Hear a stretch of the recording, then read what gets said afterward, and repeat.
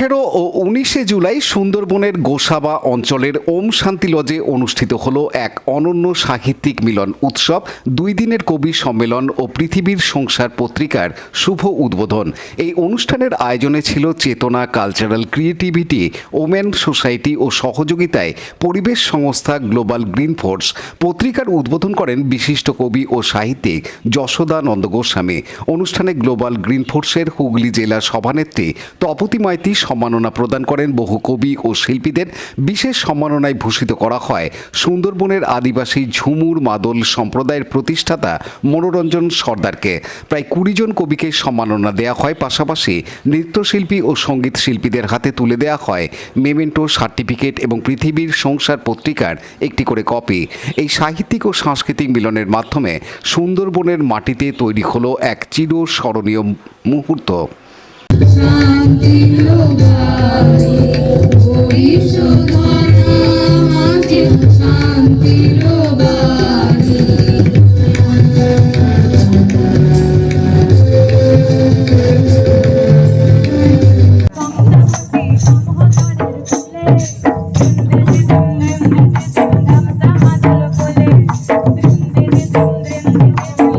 Hello, আমি রমেশ ভট্টাচার্য।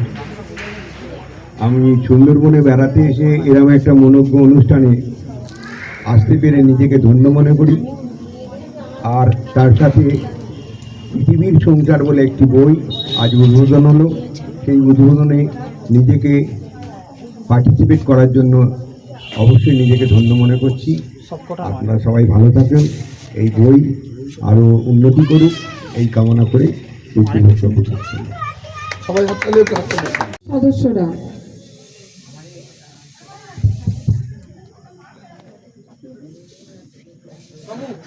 রাজেশ মণ্ডলের report, Hooghly TV. Like, share, subscribe করুন হুগলি টিভি। খবর এখন বুক পকেট।